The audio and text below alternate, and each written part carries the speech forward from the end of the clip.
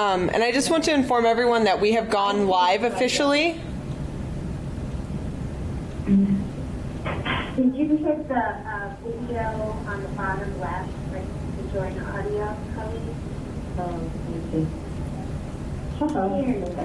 There you are. I don't know how well it is.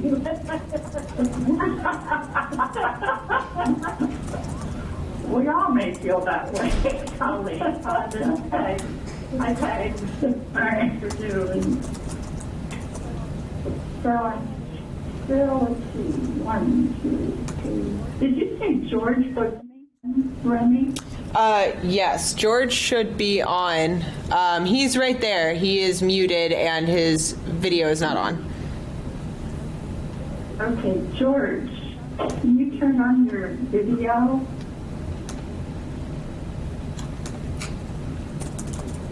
This is David Mandel, just letting you know that I'm on the phone. Yeah. Hi, David. Not yet. And Colleen, I've lost you. I'm still here. I just did the video. But I'm here. Oh, well, you can't hide the video, Colleen. Everybody else did it. I don't believe it anymore. But Sue, can you hear me? Welcome Yes. to enter your meeting ID followed by count. There you are. Hi, Colleen. Okay, now George is the only one I think is on, but we aren't seeing. Enter your participant ID followed by count. Otherwise, just press pound to continue. Oh, you can? You are in the meeting now. There are more than 20 participants. Okay. Okay. So I can see Peter, Eva, Katie, Peg, George, Colleen, and myself, just counting council members right now. 5, 6, 7, 8. Okay, Ann is on the phone, and last I heard, Nancy is in Cabo, so won't be joining us for this meeting. All right, so Remy, did you say that we are live? We are live currently. Okay. And we have we've got our council here, so let's go ahead and call the meeting of the Early Learning Council for March 16th, 2020 to order. And Remy, would you please call the roll? Yes, Angie Blackwell, excused. Katie Brooks. I'm here. Peter Buckley. Here. Ann Kuvich. Present, I'm here. George Mendoza. Here. Peg Miller. Here. Eva Ripito. Here. Kali Thornlad. Here. Sue Miller, Chair. Here. Miriam Calderon, Early Learning Systems Director of the Oregon Early Learning Division. Here. And then I believe that's it for today. Yeah. Okay. Thank you, Remy. So welcome, everybody. I want to thank all the council members for making time to get on this call and be part of this meeting. I know from talking to each of you that your own lives and workplaces are incredibly busy right now, so we especially appreciate you taking time to be part of this discussion. And I want to thank Miriam and all of your staff for what must have been a very long weekend and 2 very long days. So we appreciate all of the time and work that you're putting in to help Oregon and our kids and families deal with the coronavirus crisis that we have. So as with many of our agendas, we are going to start out inviting public testimony, and we will, because we're a virtual meeting, we are going to just have to rely on people who are on the phone and would like to speak to just call out and tell us your name, if you would. And because of the time crunch of this meeting, I'm going to ask that people abide by the 3-minute request that we have so that we can hear from as many people as possible, but also expedite this meeting so people can get back to their important job. So with that, I'd like to open it up for public testimony and see if there's anyone on the line who would like to address the council.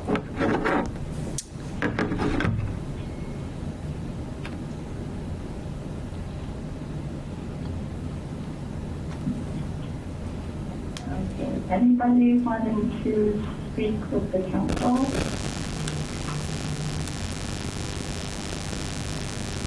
Right. If not, we will then move forward. And Miriam, let's turn it over to you and ask you to give us an update on child care and the virus. And I see that Amy, who is our director of the Office of Child Care, she's no longer interim, she's the director. Congratulations to Amy. And welcome aboard at a very critical time for all of us. So, Miriam. Yeah, listen, thank you, Sue. And yes, that is the good news.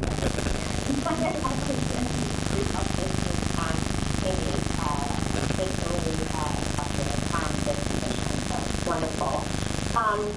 So as you noted, there is quite a bit of work happening, and I have to just really acknowledge an outstanding team at DOD and including an Office of Child Care and the leadership team have been working kind of round the clock to be able to provide support to our partners and communities and families and providers during this time. So I'm going to try to I'll cover a lot here. I'm going to ask Amy to provide more detail around licensing, regulations, and flexibility there. But I'll start with sort of kind of a high-level overview of some of what we've been working on. So I would start by saying just in general what's happening in particular with child care in our state is we're working on kind of a number of fronts.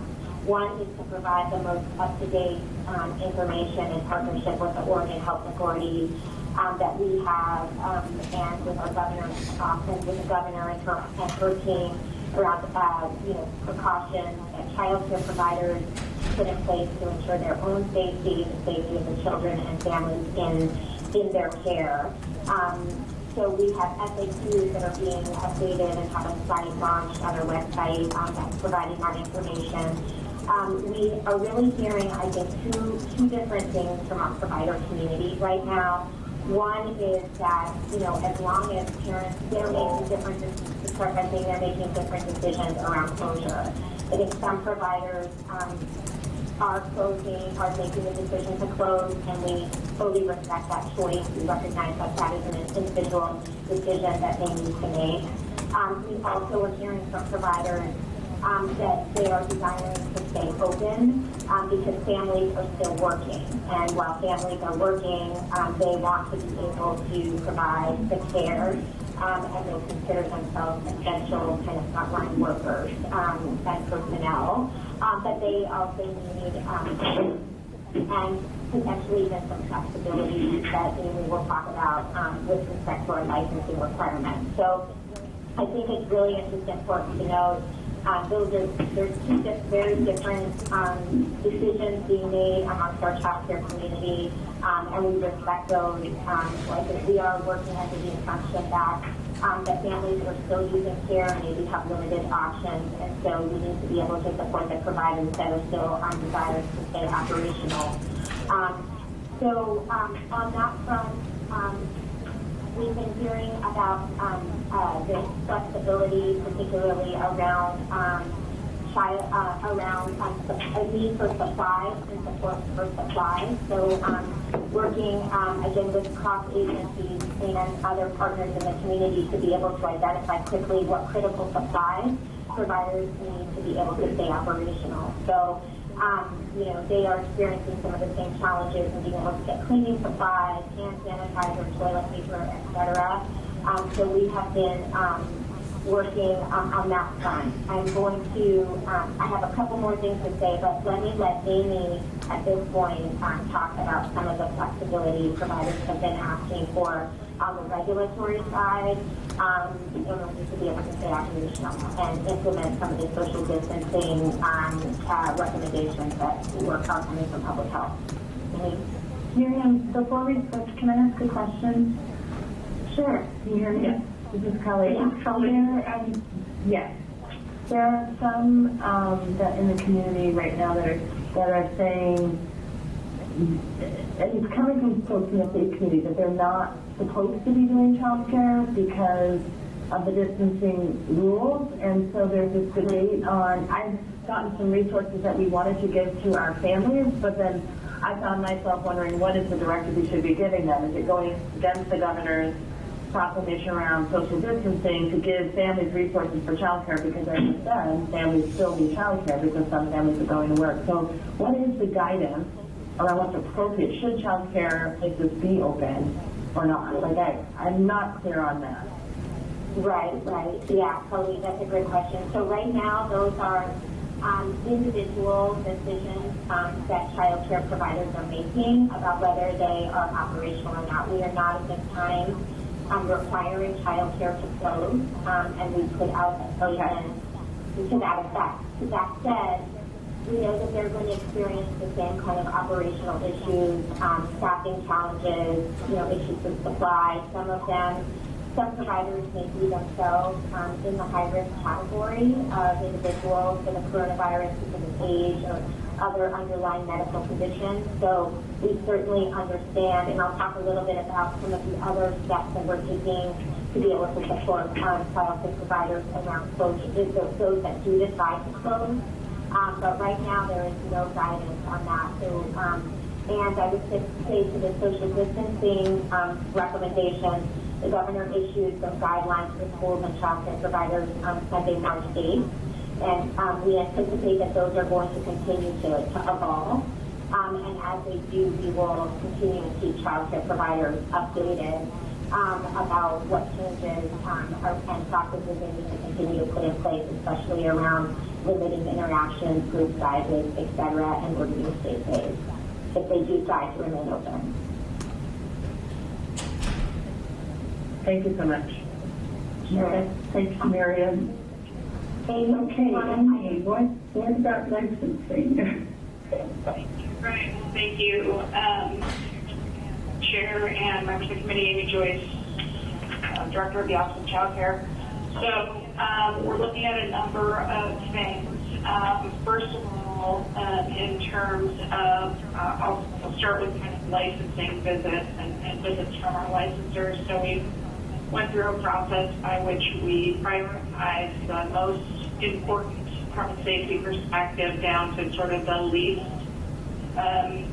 safety involved, and those where we have the most flexibility so that we can prioritize what our licensors are doing, going out into the field. And the direction for them is that we need to be focusing on child safety, and then we need to be focusing on accessibility.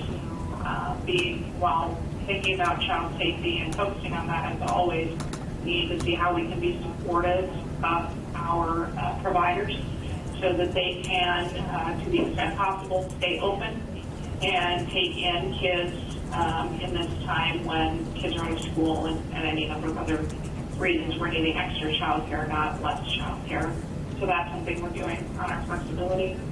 In terms of regulations, so we have the situation where some things are in statute and some things are in rules.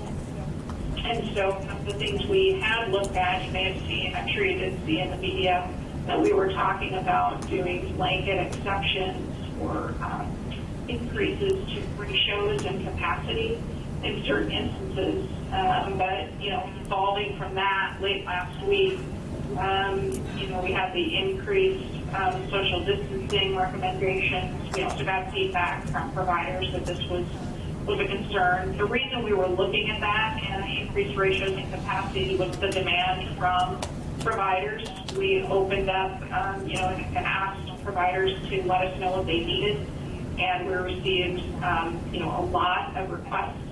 And the bulk of those requests from providers were to allow them to take in more kids over what their normal capacity would be, or to exceed ratios a little bit so that they can help out, whether for their own child care families, maybe taking in a sibling, to a child that they already had in care, taking in, seeing that call from the governor to assist with, medical personnel and first responders, their child care needs. So they wanted to open up to take in additional kids. So that's why we were looking at those increases where we thought we could build capacity sort of, in home and center-based care. But after that, like I said, the evolving recommendations on social distancing and feedback from some providers, we decided that the time is not now to do blanket increases to ratios or capacity. Instead, what we're going to do is use existing rule authority to grant exceptions on a case-by-case basis. And so that process is, known to the provider community, and we've assembled a team to receive exception requests and process them very quickly. So, for example, an exception request might come in to increase capacity by, 1 or 2 kids, or exceed ratio by one child or something like that, and that team will assess that based on safety, space, staffing, potentially if they have any negative compliance history, that would impact that, and then on a case-by-case basis we can make those decisions as opposed to just saying blanket for centers you can have 5 more children in the ratio. So that is what we can do under existing administrative rules.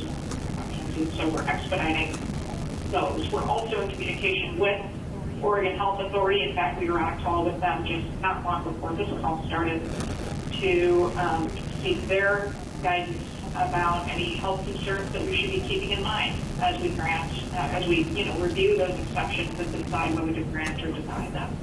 So that's something that we are pursuing as individual providers who want to expand to help out with this situation. Okay. Amy, let me just interrupt you a second to see if council members have any questions just about what Amy's presented so far as how they're handling potential increases in ratios and therefore in capacity. I do. Yes, just move back. Record. Katie, I'm just concerned about how long it will take to clear folks and the cumbersomeness of going through this process, and do the providers know the process, and there are only a limited amount of folks in your office that can help out. And we're dealing, as everybody is across the state, with a lot of families in need. And I'm hoping we can respond, because I hear what you're saying, that my concern is how do you actually execute that in a way that it will have a response time? Because sometimes these people get a phone call in the morning, or somebody can bring their child in that day. What kind of process can you offer up for that situation that might be helpful? Yeah, thank you. So I think at this time, what we've been doing is every morning at 8 o'clock, the regional managers who are just, oversee the field, and the field operations manager gather to assess any exception requests. So that's every day, expedited, and all the requests are coming in to a single point so that we can group them and process them quickly. I think if somebody made a request, and it was like, I need it right now, and we can see about expediting that. The other thing I will say is, I have directed my staff to think about what they are achieving right right? So if you are looking at taking in a child that day and it's going to put you over ratio by 1, what I have told my staff is, if you go into a place and you see something like that, you're over ratio by 1, the first question is, are the kids safe? And if they are, then we need to be thinking about how are we supporting that provider and how are we supporting the capacity building, and that probably means not citing for ratio. But like I said, if somebody sends in a request, the next morning at 8 o'clock in the morning, that exception request is being processed, expedited, the provider's getting a phone call or an email and tell them the results.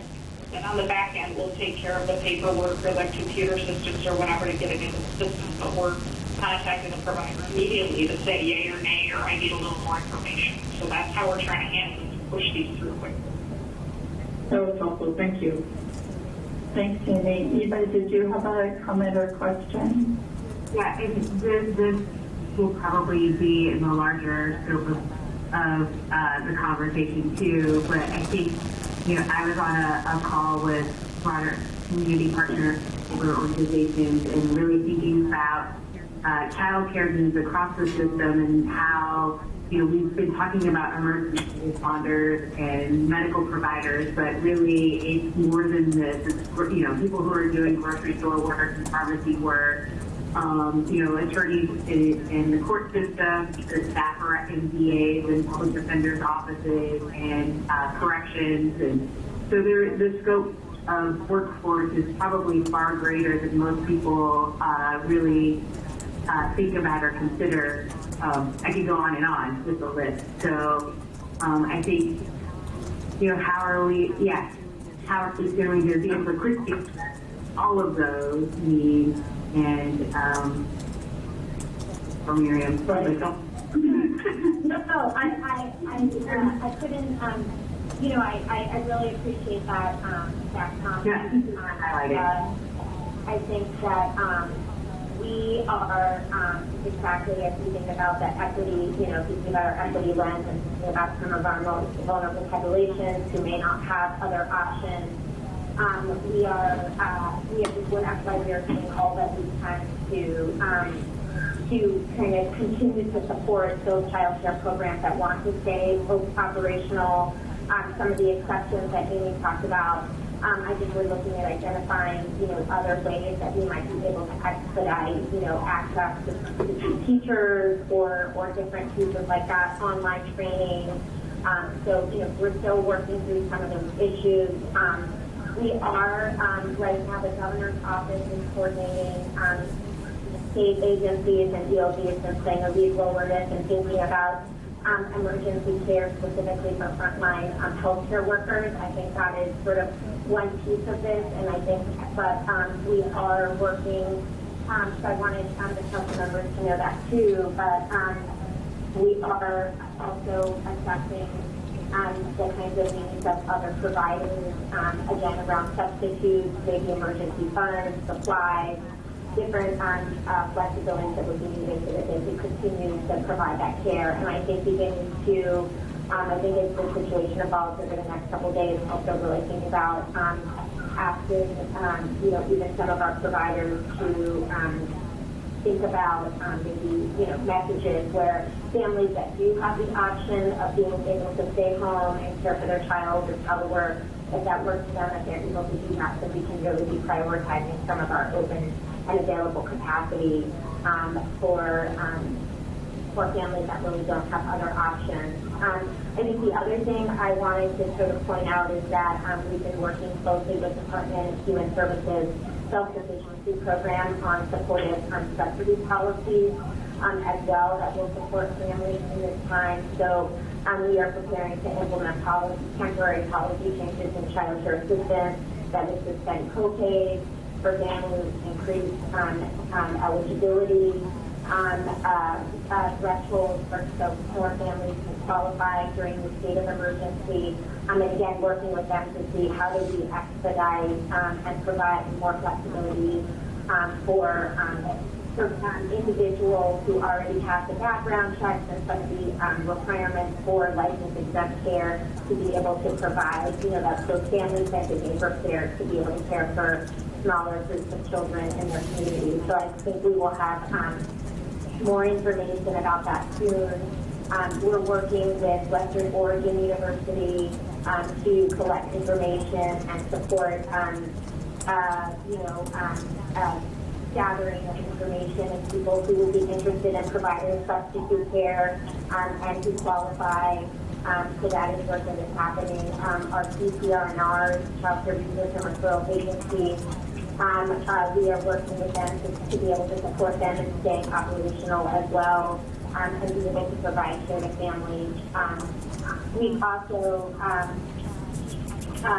also been surveying kind of Head Start and relief nurseries and getting an understanding of their capacity potentially to be able to have some limited staffing or be able to provide care. I did want to say most of our Head Starts closed and our relief nurseries have closed, but we are in contact and communication with them about potentially being able to provide some emergency care services and assessing what their capacity is as well. So I know that's a lot of information, but I just want to, I'll stop there in case there's any questions. No, and let me get back to Amy too. I didn't mean to sidebar the conversation out of what Amy was talking about with licensing. So let me jump back to Amy and see what other information you want to provide, and then how about if we open it up to questions? Yes, thanks. Thanks, Chair. That's actually the bulk of what I was talking about. Some of the other things that we would like to be able to do would take some, extraordinary measures, statutory limitations. So we have some things, that we're considering, for now. This is what I think we would do with the flexibility we have with the executive branch. And, as I said, instructing my staff because after we ensure their safety, we need to be doing what we can to support our providers. So that's all. Yeah. And I also did want to say that we have extended the deadline for our grant applications for the early learning program through the Student Success Act to May 4th. Following the governor's guidance around social distancing, we realized that a number of the technical assistance, in-person sessions, and work that R&Rs and clubs were doing to support providers and partners of being able to submit applications would not be able to take place in the same way. There were limitations with making those remote or virtual in some cases, so we've extended the deadline to May 4th at this time.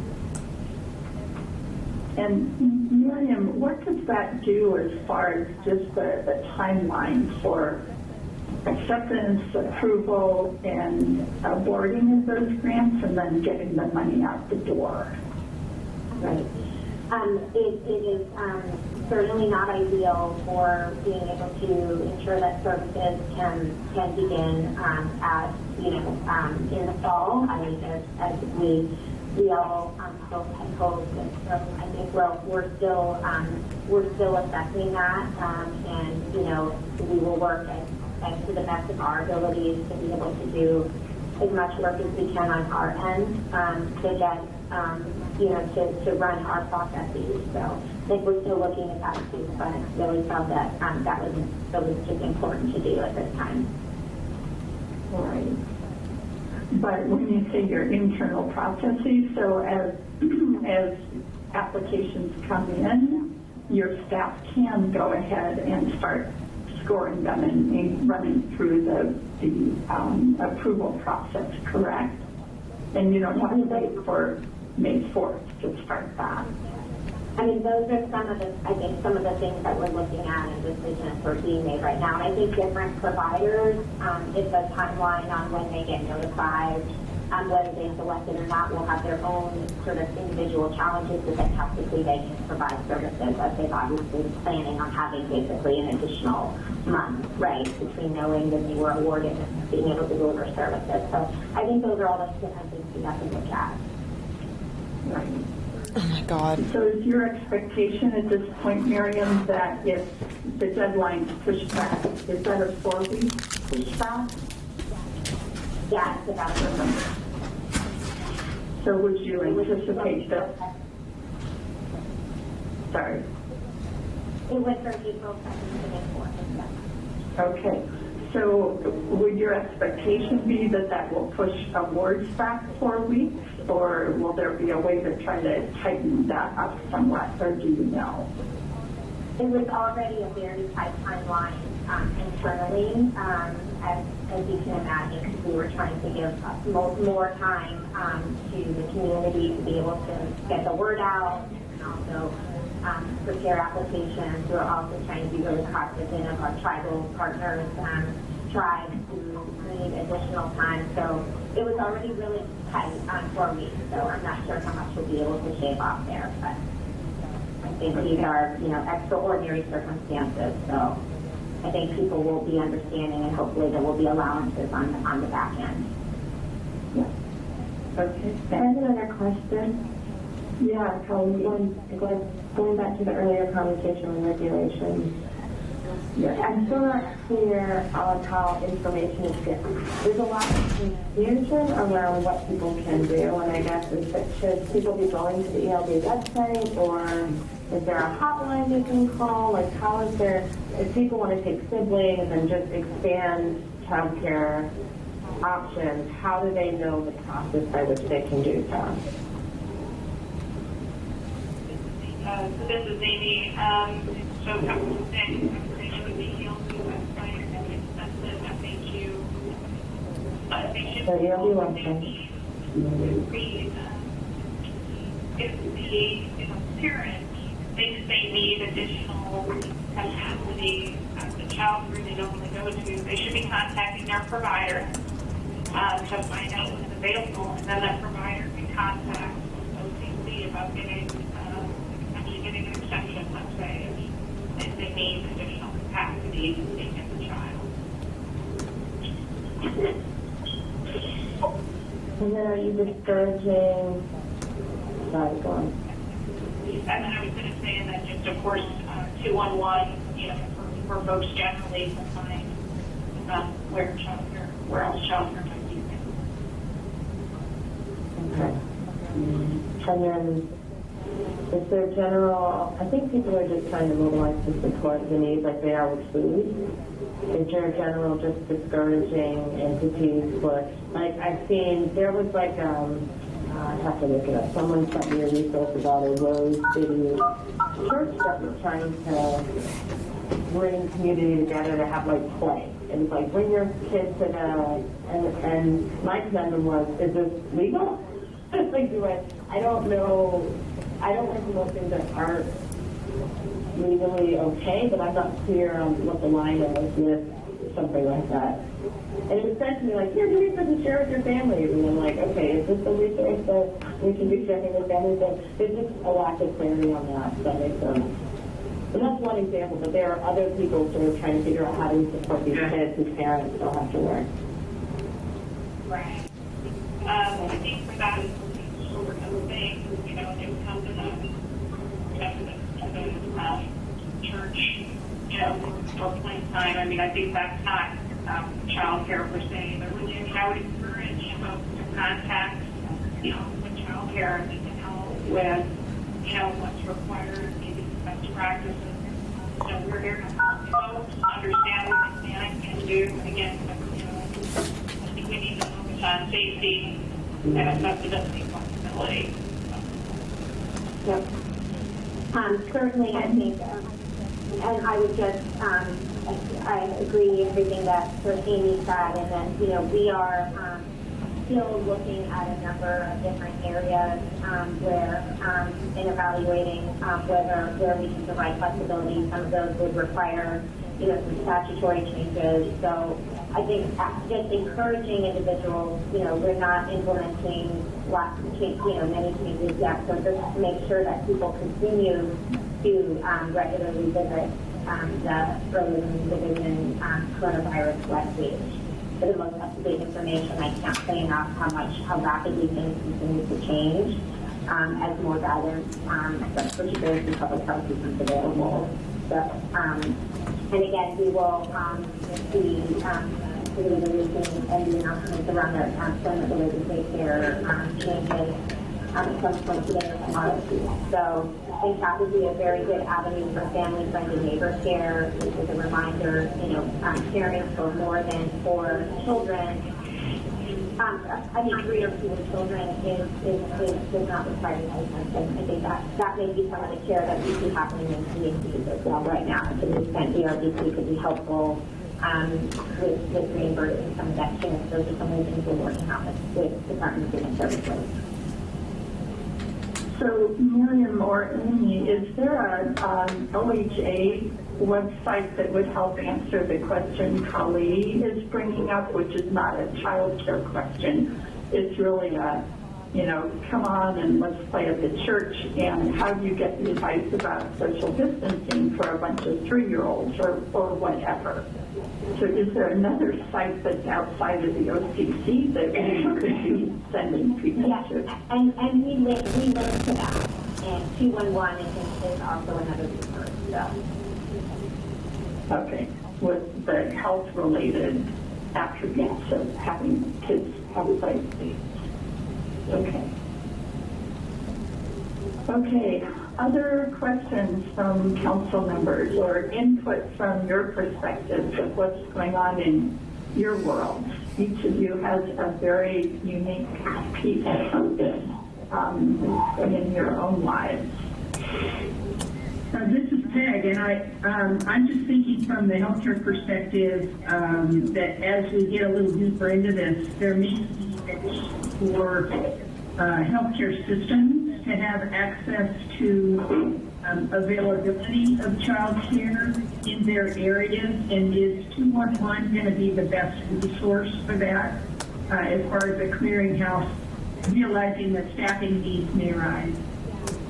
Yeah, thank you, Peg. That's a great question. We have been working with 211 on enhanced capacity to be able to field those kinds of requests and expedite them quickly, as well as working with the governor's office, as I mentioned earlier, around things for emergency child care for frontline health workers. Thanks. So 211 is sort of the go-to site or number. Yes. Okay. Any other comments from council members and what you're seeing in your communities? So I'll talk. So when Bend, we put out a news release. Miriam, I think you saw it? I'm not sure. I can't remember who I sent it to. I know who I sent it to today.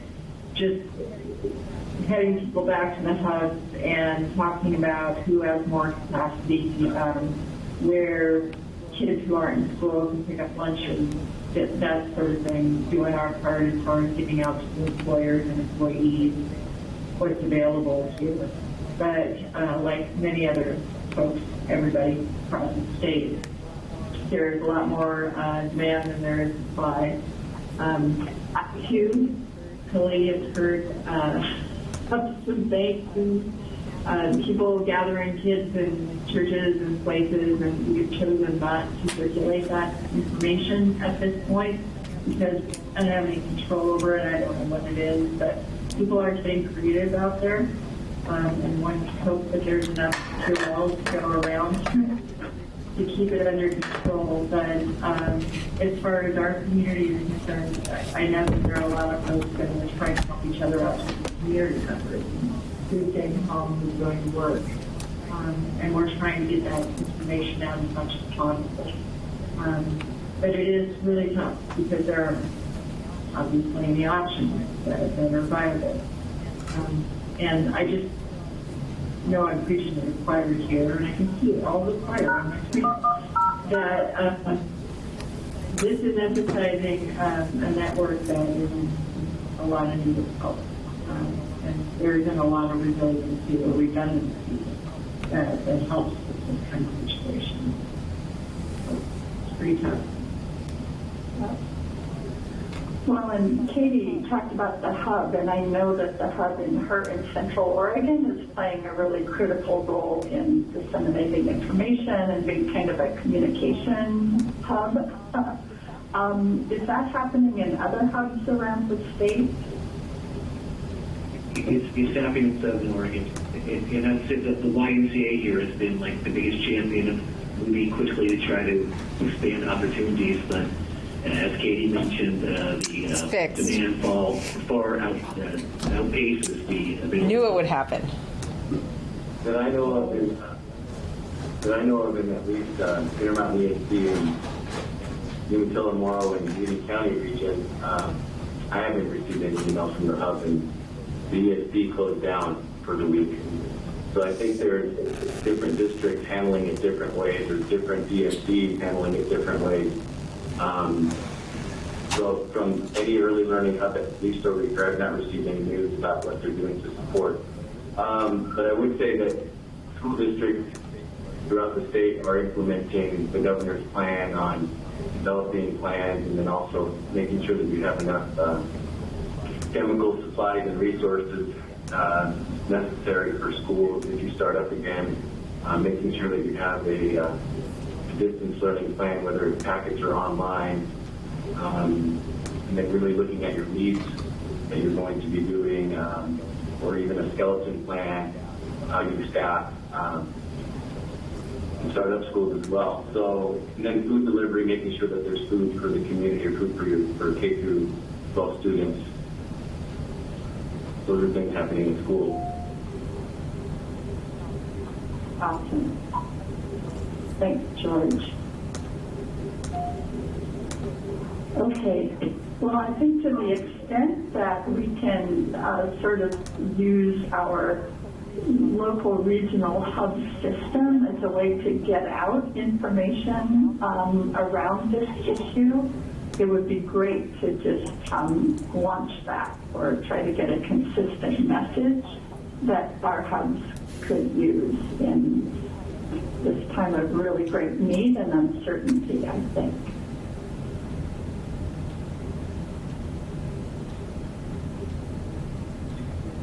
Do you think, Miriam, do you think that, I don't know, I guess it's kind of a local decision that folks are implementing on who's staying home and who's working. And so, like for Intermountain ESD, they're saying they're shutting it down for all their offices. And I don't know if they're allowing folks to work from their home office or not.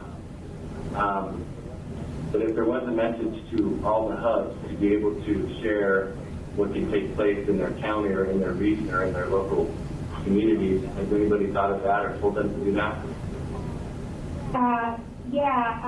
I think for that, George. I'm trying to pull up an email right now. I know Joan Blau, our Director of Community Systems, was on a call with us this morning. Directors, unfortunately, I wasn't able to join. I think that some hubs, their backroom agencies, have decided to close. And I think some hubs are still operational. So just trying to find those specific details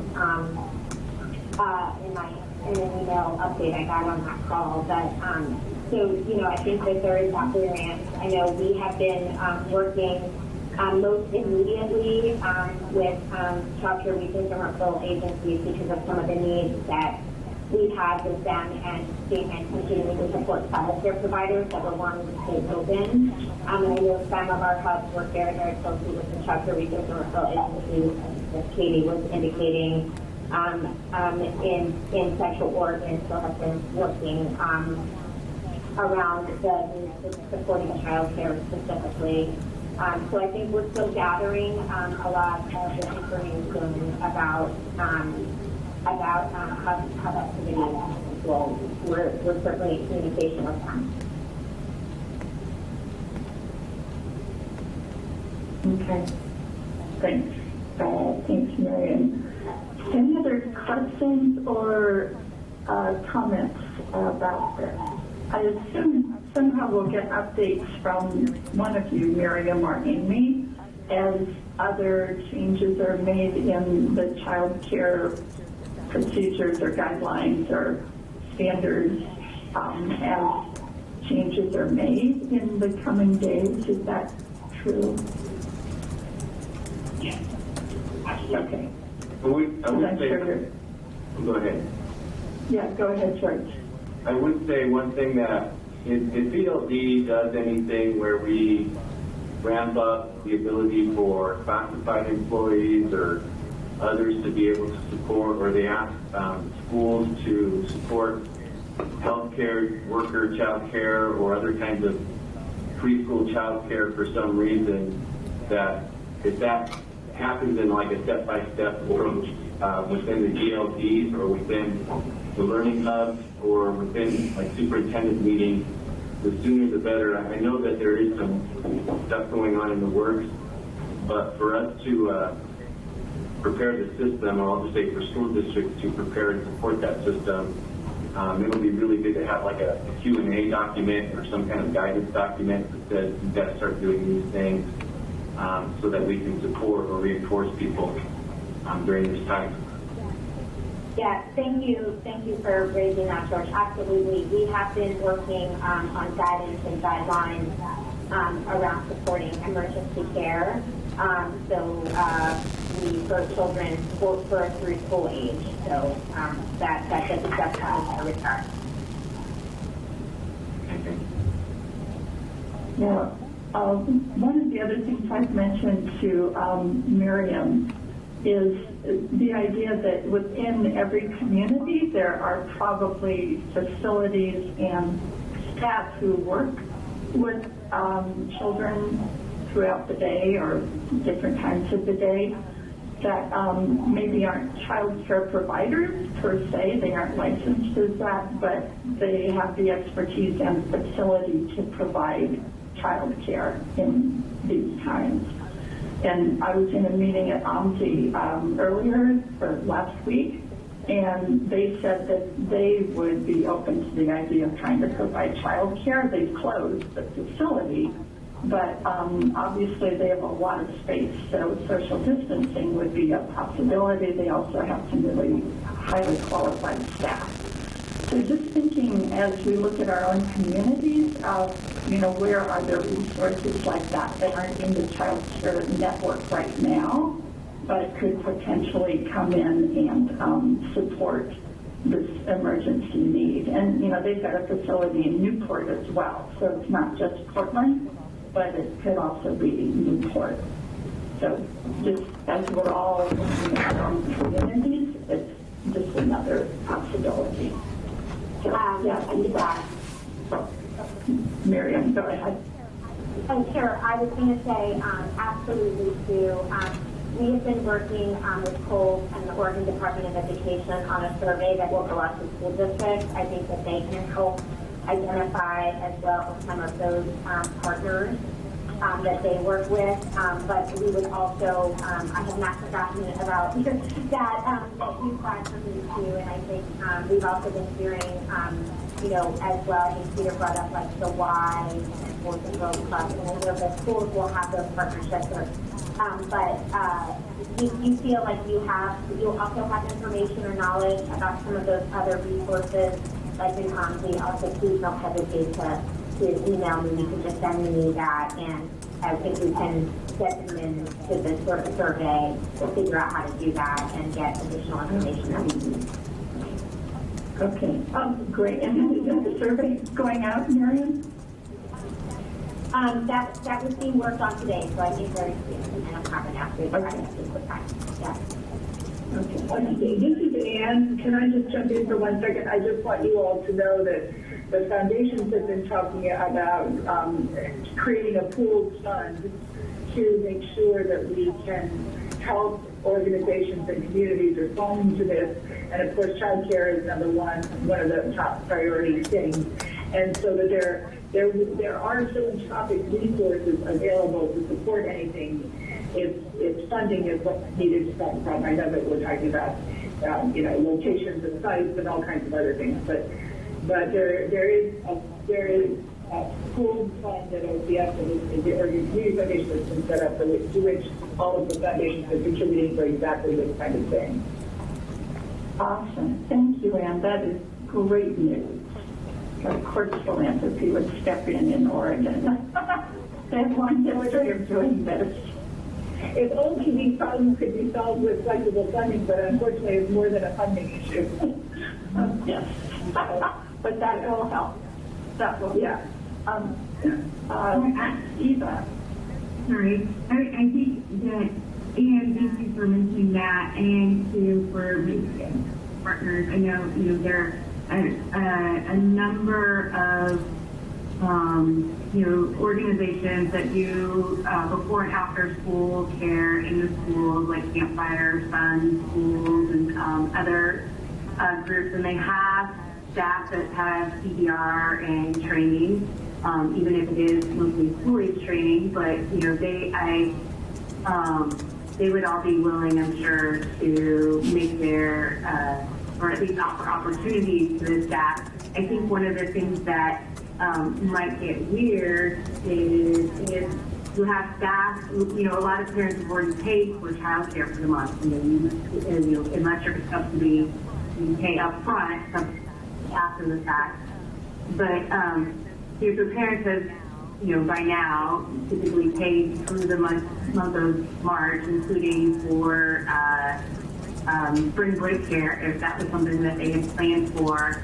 So if they need to access a different level of care or anything, how are we going to get families, who might be above any sort of subsidy support, a way to not have a dual health care this month. If we somehow are able to coordinate fares so that this is, would we be able to get school-age kids that are in after-school programs in smaller group care and have staff do that? And would those organizations be able to continue to pay their staff so that we do doubling up on child care payments for families? And then I don't know how, maybe that's how we ask the philanthropic community to help out with child care too, is have, so that parents are struggling with that additional burden. I don't know. That's my rambling thought for this. Yeah. Thanks, Eva. Khalid? I want to touch upon that too. I've been in some conversations with philanthropy as well. I actually do think there's a lot of questions around what education specifically needs. In early childhood, it's a little different than K-12 and needs, particularly because, for a number of reasons.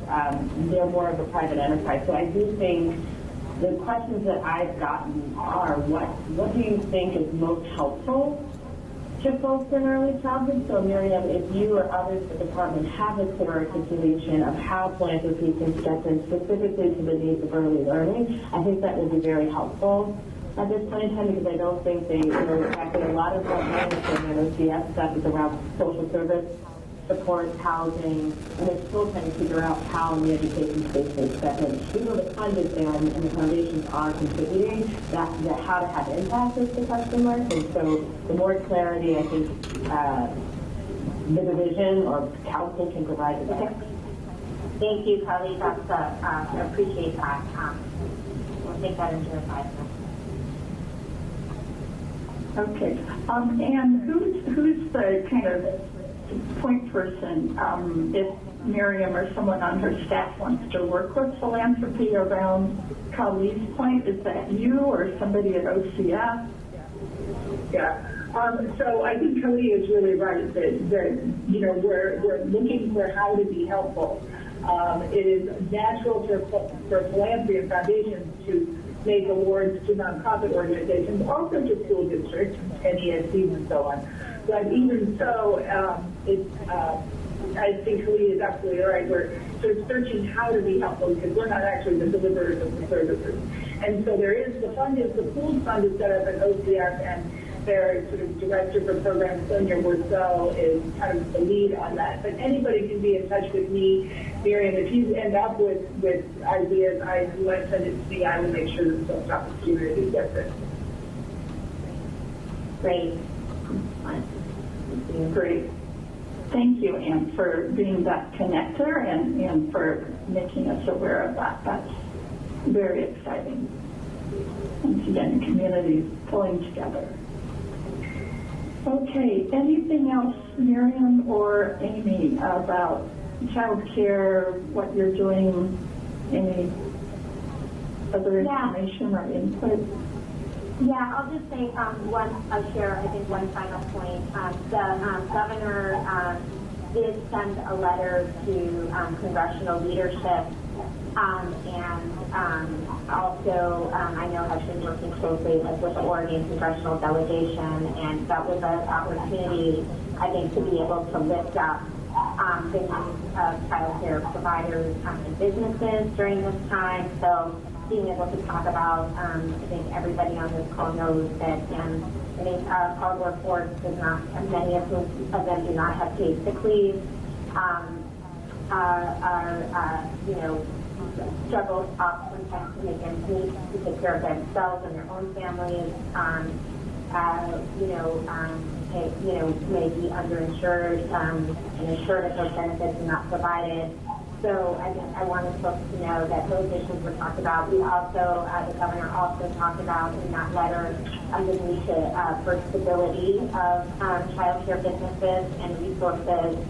So we know that many child care businesses, even if they are not paying out even some of their sort of personnel costs, have other recurring costs that they will be responsible for if they were closed, high rent, et cetera. So, and cannot afford to be closed for a long period of time. And I think the governor has been great about really talking about, lifting up that we don't already have enough supply of child care in our state. So it's really important to be able to think about, if we do get to a place and child care providers are needing to close, how will we have resources for them to be able to get through this time? So nothing, I just wanted folks to know and understand that too. I think, I appreciate the areas where we think philanthropy can fill some gaps, but, we're just in such a time of uncertainty that I think it's important to be able to think ahead of, how will we be able to sustain some of our child care businesses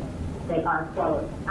With public funding, I want to reassure folks with seeing some of these changes, we would be able to pay providers during that closure. We've been clear with our Head Start and our state-funded programs, relief nurseries, preschool promise providers, or increased kindergarten providers, that we will, that they are continuing to be paid, but that doesn't touch the vast majority of child care providers in our state that are getting those public funds.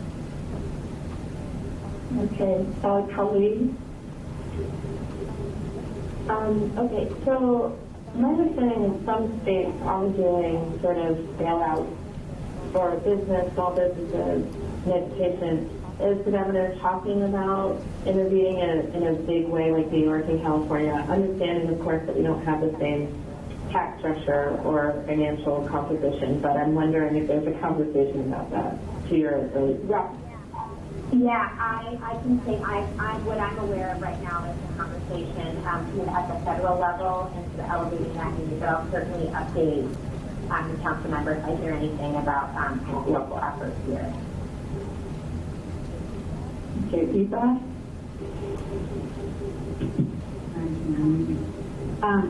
So on the said that Western Oregon is doing the list of people who provide care. Is it kind of like a spreadsheet where people will contact them or through a website and like what they're doing in their background or information like that? I guess how's that going to work? And then I have a second, like how are we keeping track of? I mean, I know 2-in-1s out there. I guess I'm worried that I've heard people kind of feel iffy about their capacity. So worry about capacity of 2-in-1. Do you have some sort of people, like a form or something that people can go in and say, I can provide or I need care, and then they fill in certain things and you have to like really connect people. Yeah, so we are working with 211 on building additional capacity. I think some of what I heard as early as today is that they were able to respond to calls within a couple of hours, and certainly we would be building more capacity. We're talking to them about what their needs are.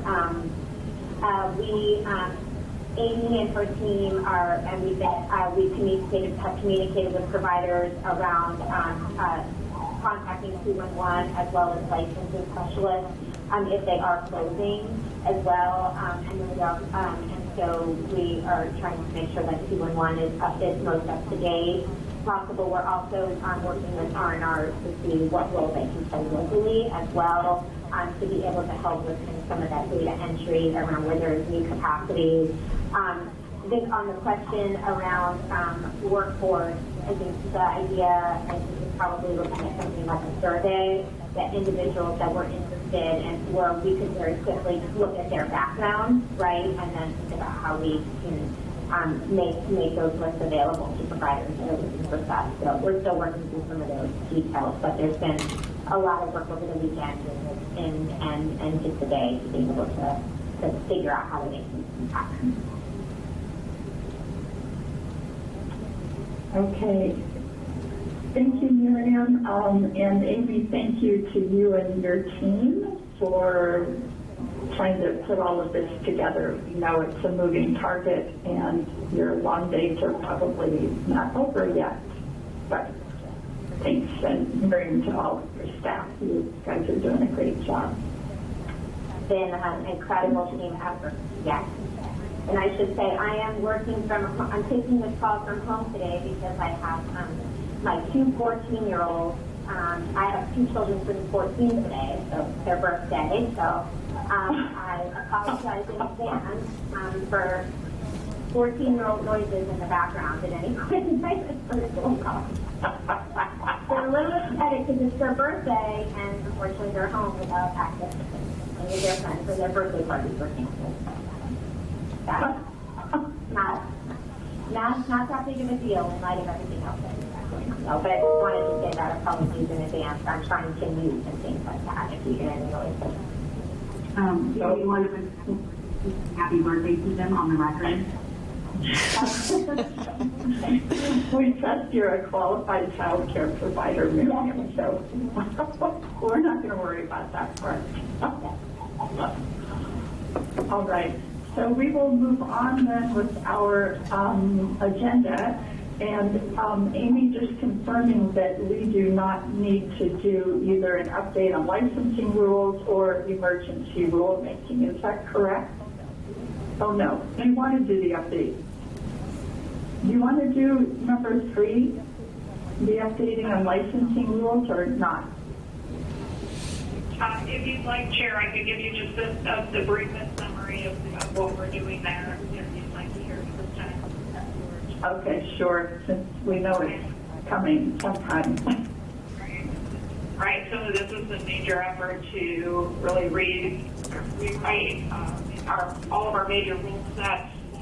We have a team of people working on it. We have tremendous technical assistance from a national organization, expert in this, and they are providing us some rewrites of our rules in plain language. So we have a lot going on. It's a lot of work, and then things like coronavirus come along that just completely interrupt that work. So we are progressing on that. Once we get, we're breaking them up into chunks. So once we get 1 or 2 of the chunks in pretty good shape, we're going to start bringing together stakeholders to take a look, and we do want to engage the ELC as we go along, so that once we approach the ELC for adoption, which would potentially be October, but I think realistically we're looking more like at the January meeting. We don't want to just throw a giant rule set onto your desk and ask you to approve it. We want to bring you along and get your input and your counsel and guidance as we go along. So maybe in a couple of months we'll be in a position to do that, and maybe ask for a member to join us in that review. So that's kind of the 30,000 put David on the road right. Okay, great. Thank you. Thanks, Amy. Council members, for those of you who haven't been on the council for the last few years, we've been talking about this major review and overhaul of the child care rules for, well, as long as I've been on the council, which is almost 4 years. So it's exciting that you're going to be moving this forward. So thank you again for all of the work on that, and Miriam for helping connect us to some really fabulous national consultants. So, great work. Okay, let's get off of rules and move to number 5 on our agenda, which is regarding the salary requirements for OPK and preschool promise providers. And there's Glenn, who magically appears. Hi, Glenn. Hi, just waiting for my keys, I guess. So, he's grab the screen, I think. So let's see if I can figure out how to do this. And before we get started on the salaries, it's just, I've been obviously here listening the whole time, and it's just, as Miriam and everyone said, there is until time when it's always proud to be Oregon, not from here originally, but when I hear so many different sectors working hard in the benefit of families. So it's just always inspiring and helpful on the foundation of trying to get through all this difficult stuff. So thank you to all of you. All right, so moving to the salaries. And Sue, I just wanted to double check. I know that our times are a little bit off on the agenda, so I just wanted to make sure that I'm assuming I need to move a little more quickly than the first anticipated. Is that accurate? Yes. Okay. I think for those of us on the council, we've read the materials carefully. We have a very deliberate council. So they've read the materials, and I think just focusing on the staff recommendation would be great. And council, let me just refer you to the council action request form, because it has the draft motion at the bottom of that request form that I'm hoping one of you will move or amend it and move it by the end of this conversation. So just for a reference point. But yes, go ahead, Gwen. Okay. Well, I guess I'll just start with, there'll be some discussion today, but I just want to sort of remind everyone that this is such an opportunity in our state, the fact that we're having a conversation about salary guidelines and then parity with salaries that are comparable to our K-12 colleagues. It's really exciting to conversation because we probably have some opinions about methodology, and we'll talk through that, but I just kind of ground it and sort of to what an amazing opportunity, and also the support of our legislature for the ability to at least move the needle for our collegiate programs in our college. So just to kind of catch up, and there is some background noise. I don't know if if that's distracting to other people or not, but it's okay. I can talk over it. Okay, so we all should probably put ourselves on mute if we haven't already. So thanks, Glenn. Yeah, it was okay. I just didn't start talking louder. I didn't want to sound like I was yelling at all of you. So I'll just do a quick kind of run through. So as you know, the current is salary guidelines only include physical promise. It's just for lead teachers, and it's based on the participating 9 early learning hub regions, and there's a salary structure for each one of those 9 regions. The new legislation expands to include our Oregon pre-kindergarten, expands to include the teacher assistant, and provides us that opportunity to update our methodology and learn from our 4 years of implementing preschool promise and working with 9 different salary structures and sort of the challenges that has presented to us.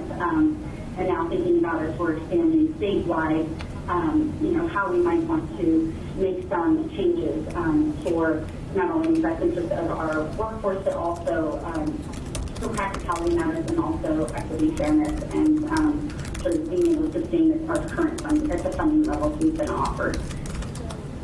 So it sounds like from what you said that all of you had a time to really look at the salary structures. And so this is really the thing that there are many similarities in option A and B.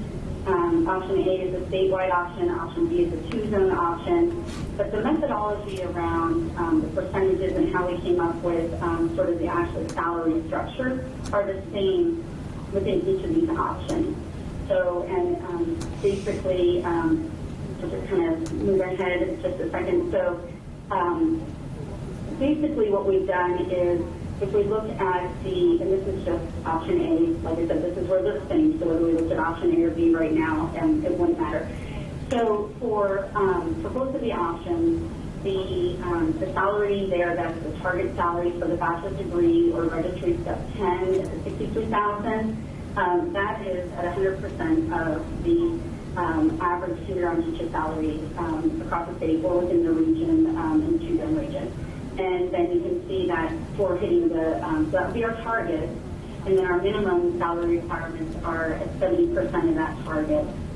And then the $32,000, which is in kind of that magenta color, that is at actually 50% of the $63,000. So we really tried to create a structure that would work to sort of allow each of the educational levels or experience levels enough of a range for providers, for employers to be able to kind of fit that within their salary structure, and to also have some flexibility around their own policies around years of experience or other skills that a teacher might bring in outside of educational level or attainment or step registry level. So we wanted to create some range for variability, but also kind of having that's the same for each of the options, option A or option B. And I would just say that it was really adding teacher assistant salaries in. It was, the legislation asked us to look at assistant teacher salaries within the K-12 system, and what we found is that that it wasn't, in some areas it wasn't much above minimum wage, and so we really had to think about what is comparable when in an early learning environment we're asking our teacher assistants to be partners with the teacher around supervision, around quality child, adult interactions, implementation of the curriculum, assessment, observations, so really sort of a high level of support to the teacher. And so it was, it seemed like it created sort of a compressed scale for us because of the current wages for assistants within the K-12 system.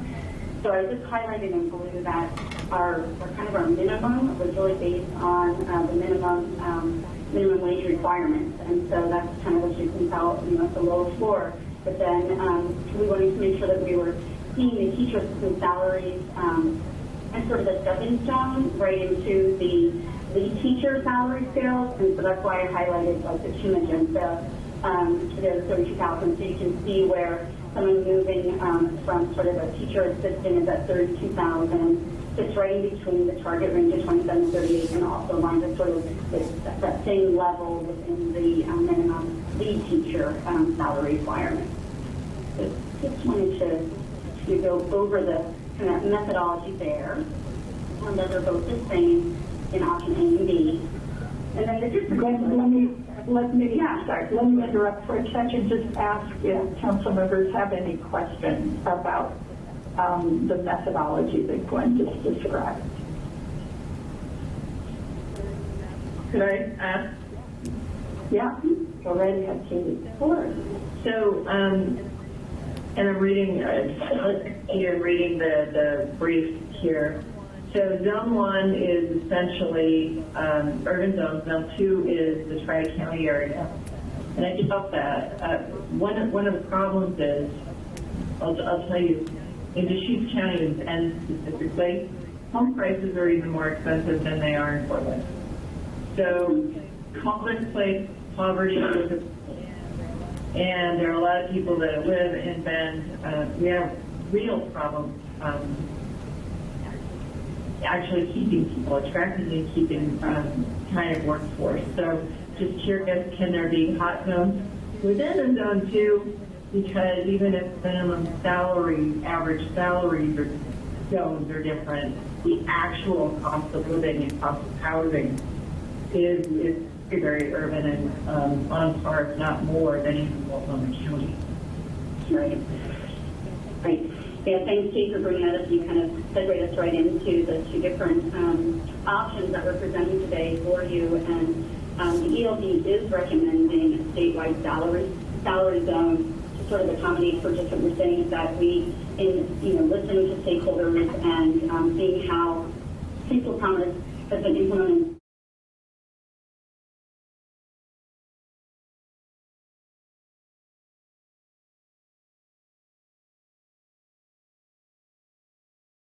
That staffing and attending and training. There's a lot more travel expenses, right? How do we accommodate for that in the budget?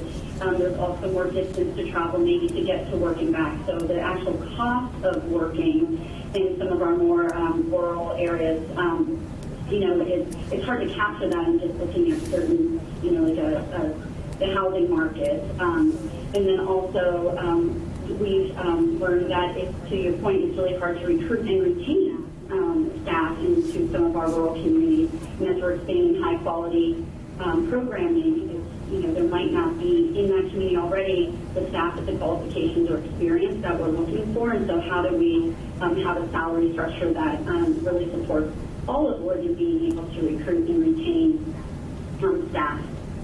So thank you. And because of those reasons, that's why staff is recommending that we adopt option A, just to be really clear about that, that there be one statewide salary zone. Thanks, Jeff. Yeah, and I think, go ahead. I don't know, Peter, do you have a question? No, I was just saying that I obviously back option A as well for the same reasons that Katie was talking about. Okay, thanks. What we any other? Yeah. Oh, yeah. Go ahead. Go ahead, Gwen. What we tried to, the salary structures that are in the memo, where they have like the target salary. I just want to remind everyone that's the mean, right? That's the average of the school district salaries, kindergarten school district salaries. And so there are some, teachers in the K-12 system who are making more than that, and some that are making less. And so it's not a tax, right? What we're saying is this is our target, but within those regions where they might need to exceed, sort of our target, that's not prohibited at all. Like, that would be wonderful if they were able to, offer more. But we know that just hitting our minimum salary requirements is going to be a challenge for some of our providers, even with the additional funding. There's such a wide gap right now between what our current funding is for our program and what we're recommending here. That we do anticipate that there will be some of our providers who will need to potentially request an exception to this, and we would then require a plan. We want to really look at data as to like why a provider might not be able to hit the minimum requirements, but that due to the particular nature of their programming and their other funding sources, we have heard back from a few PKs that they are concerned about that. So can you remind us, Gwen, do you know what's sort of the comparative salary ranges that are currently in place for childcare, for preschool teachers? For preschool promise or for our OPK programming? Sure. Either one or both. I think the staff have a comparison of what's the minimum and targets, how they relate to reality today. Yeah. So our current preschool promise salary guidelines fit within what we're recommending to pretty well, because they were already established, at least for lead teachers, comparable to kindergarten teachers in the K-12 system. So it's similar, and we looked at that to see, how does this compare to our current preschool promise structure. Our new recommendation does increase the floor, which would be the minimum salary. It sort of raises that a little bit. just to sort of discuss that, kind of after 4 years, we're trying to, sort of raise this a little bit. But for new providers coming in, that's where we're seeing there might be a challenge. But then for the state average right now for our OT teachers, it's right around $35,000. And that's sort of a national average as well. So if you're looking at what we're recommending, as for a teacher with a bachelor's degree or registry step 7 and, experience, that a salary is $63,000. So that's a significant increase. It's currently what for OPK? Around $35,000. I can get the actual data, but that's about what it is. Yeah. And that would be for preschool teachers who are not in the Preschool Promise program? Can you say that again, Sue? I want to make sure I understand. So, yeah, I'm wondering what's the average salary for preschool teachers who aren't in the Preschool Promise program? So I might have to reach out to a friend on that one. I know that we were looking at our OPK salaries. We know our Preschool Promise salaries, but for the field, it's very market driven. So I don't know if Sarah might have for like the for preschool teachers that are not connected to state funding. Right. I'm just trying. Oh. Yeah, I'm just trying to give all of us a sense of how significant this salary scale is, and OPK is a great example. I mean, this is almost twice what they have been receiving. So I'm just trying to give us a sense of how. Wait, someone's trying to jump in. Hi, Miriam. Go right ahead. You're jumping in. Okay. Yeah, no, I think that just to point out what Gwen said is that is the average in Head Start, and I think it is outside of publicly funded programs. It is very market driven, and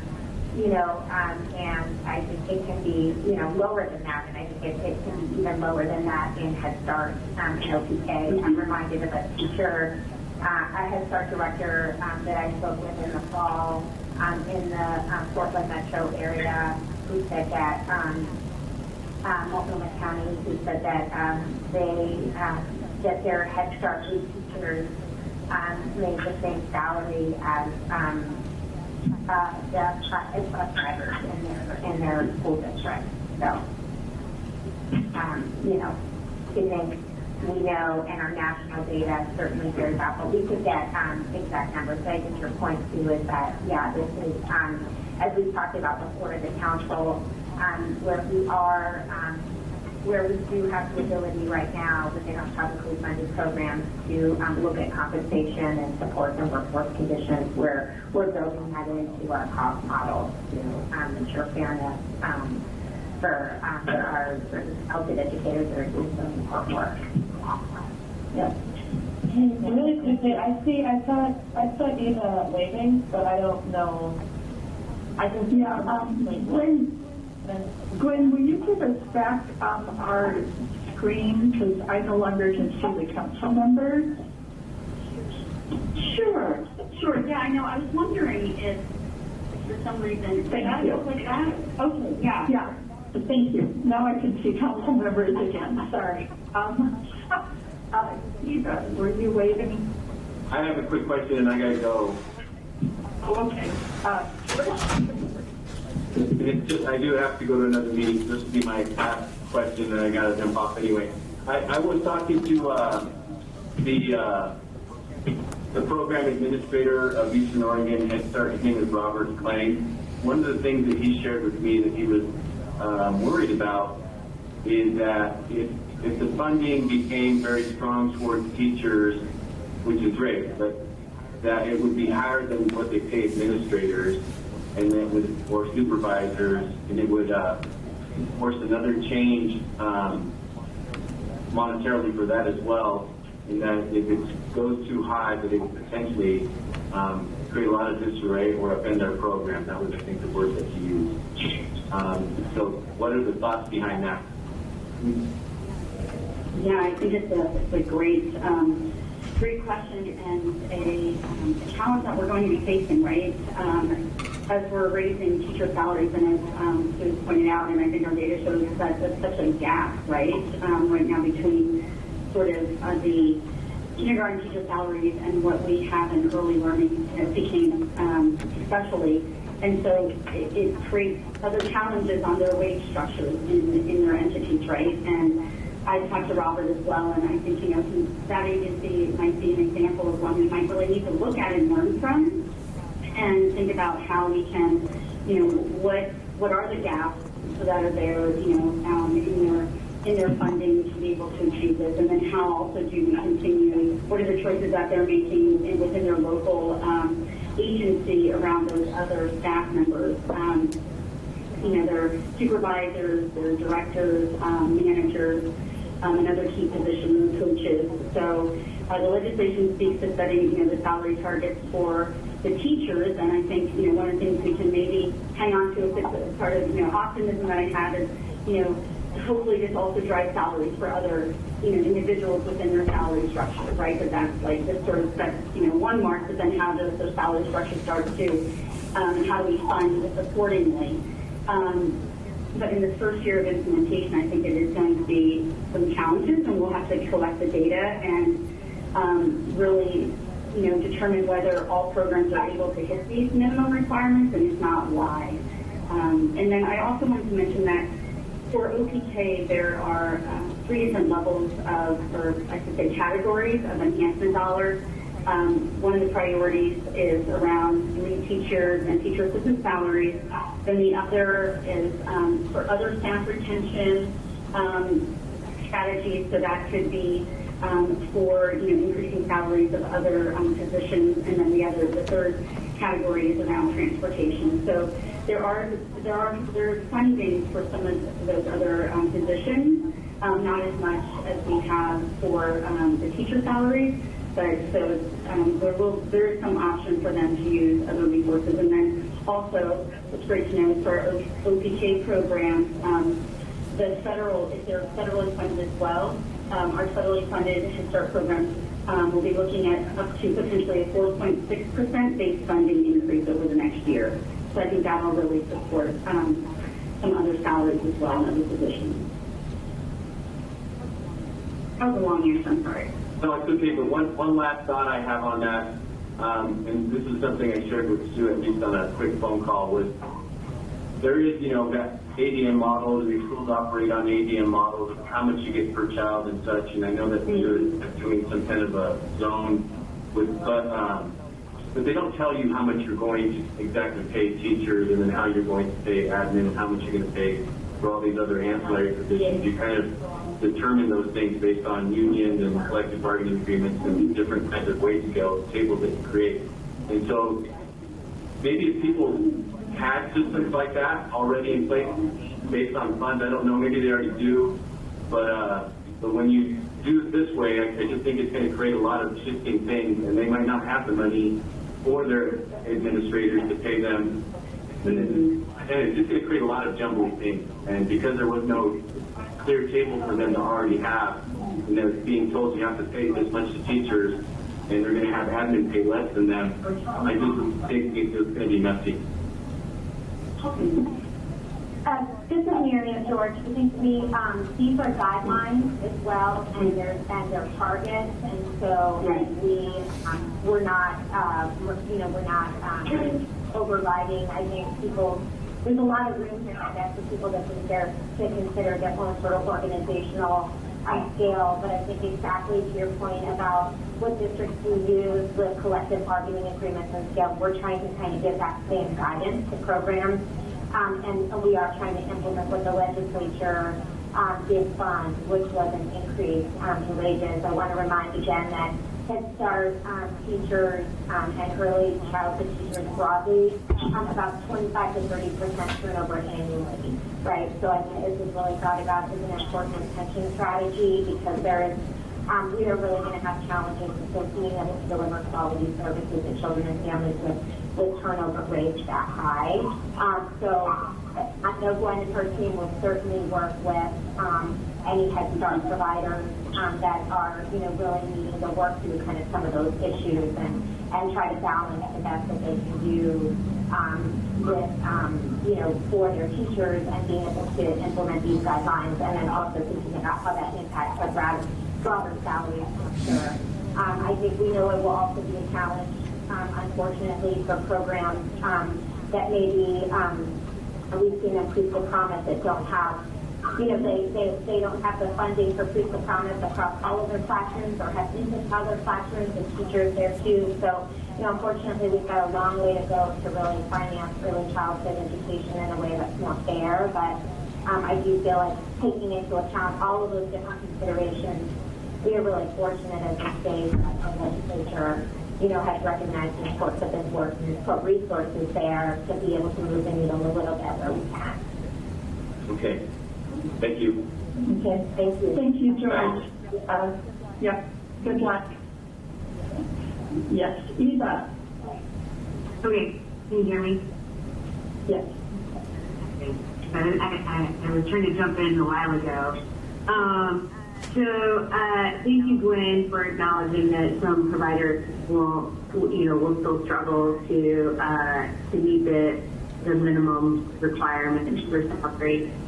Is that because of the blended funding models, and like whether or not they're getting private pay and the market rates that they're charging, or ERDC rates that they're getting based on the various market rates?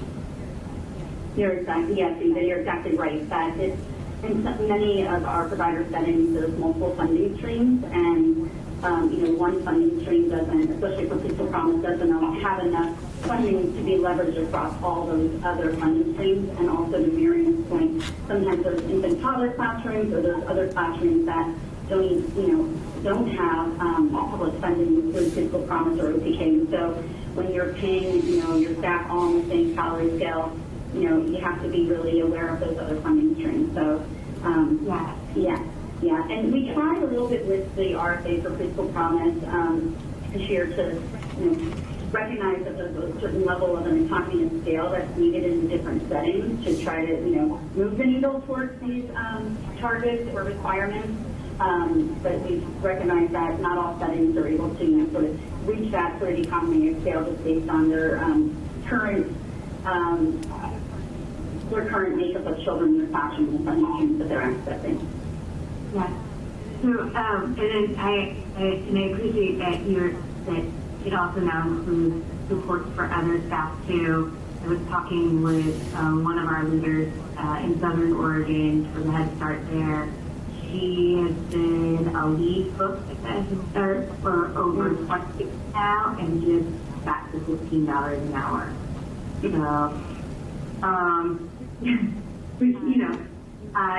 she's depends on who you talk to about her cooking skills.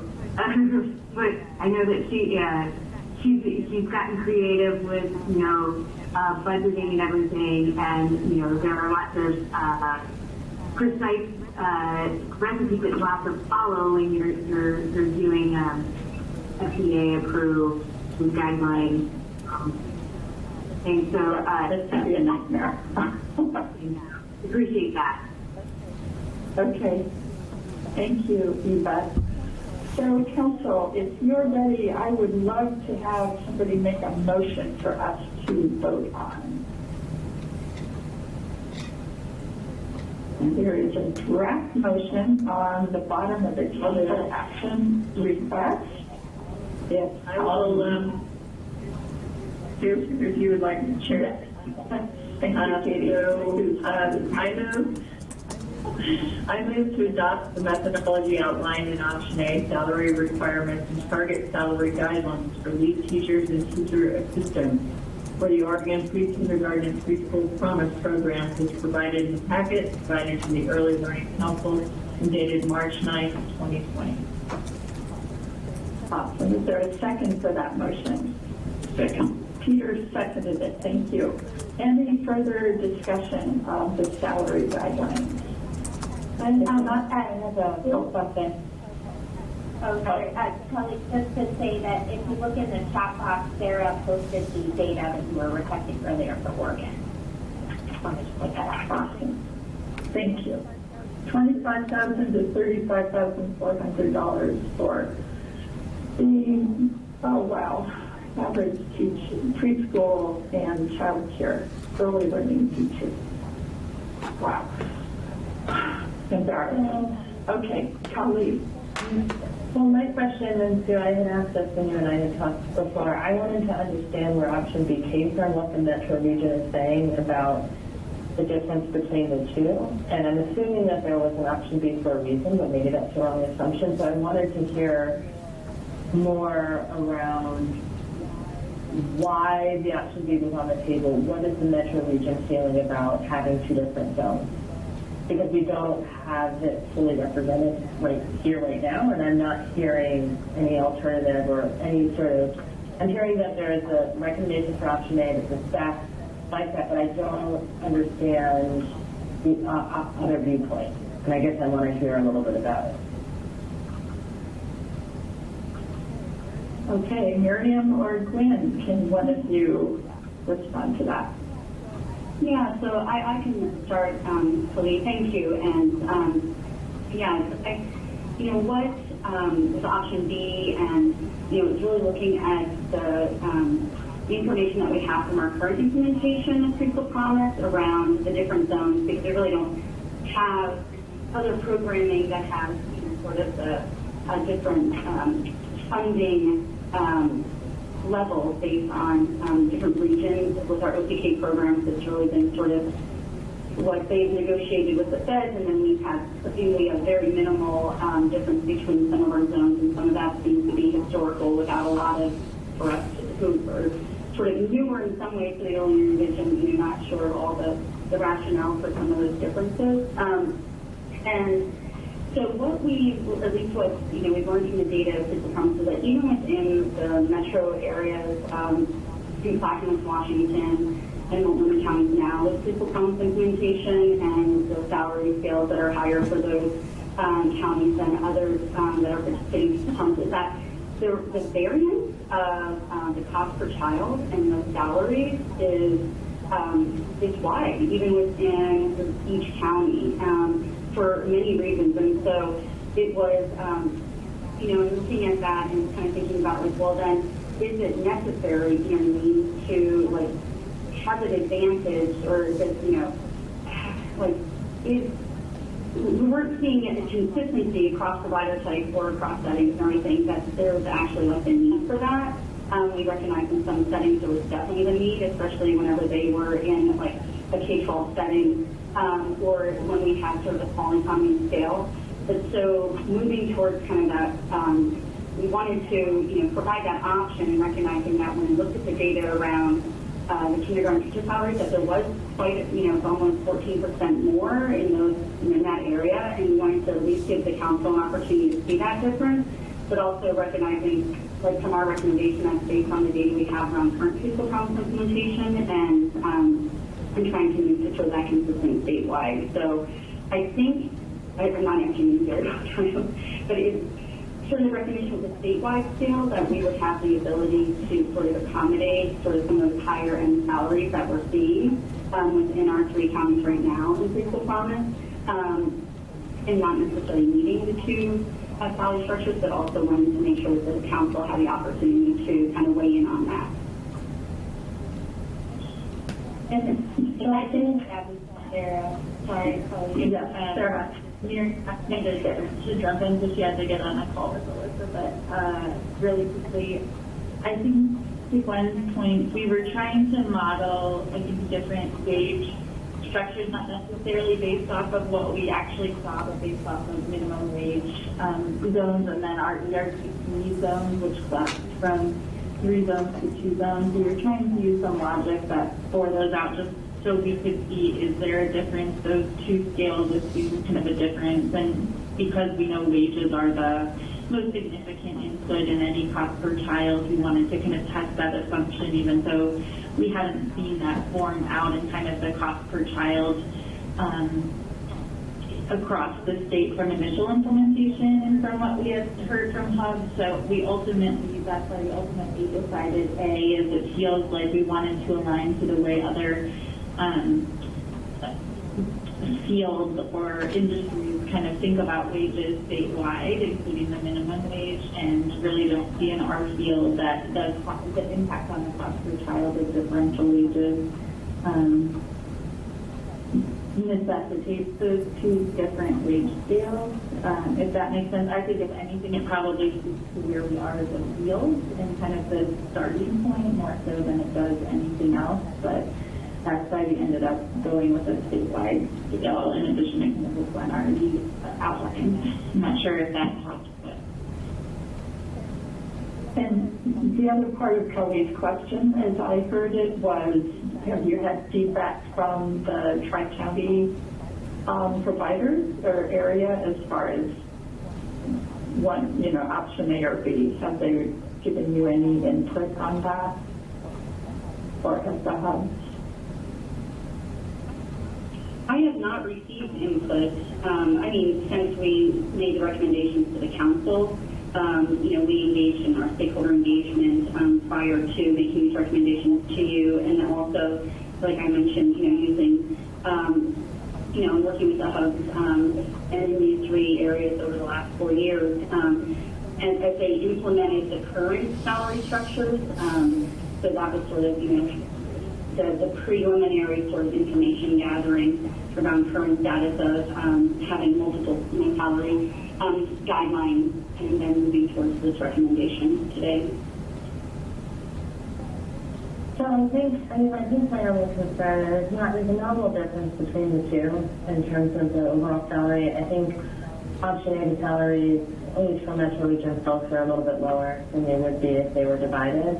My only concern is that for diverse communities, they are disproportionately dealing with both poverty and high cost of living in a way that, if you look at just the means, it doesn't capture that. So when you look at who child care workers are, they tend to be higher percentages of people of color.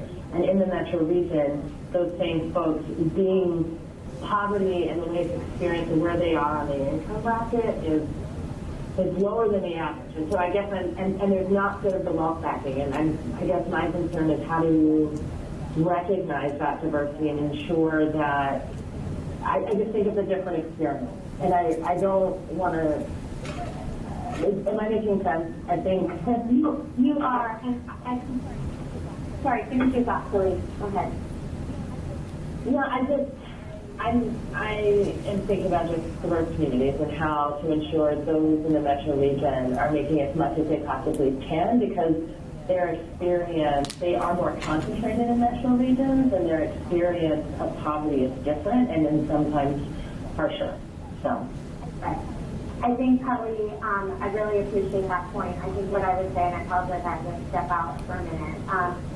We are, the Early Learning Division is working with and has right now a procurement, a contract house to work with a national expert to be able to do a cost of quality study where we can actually get at better cost, where we can and have better data to be able to tether our reimbursements, like in our cost per child estimates for all of these programs, to actual data that accounts for some of the variance that you're talking about. And I think once we have better estimates around actual cost of quality and variance around our area, we could look again at salary guidelines and their costs, because I think to be able to accomplish what you're talking about, we're actually going to need to be able to implement some kind of differentiation in our actual reimbursement per child and per family and per service.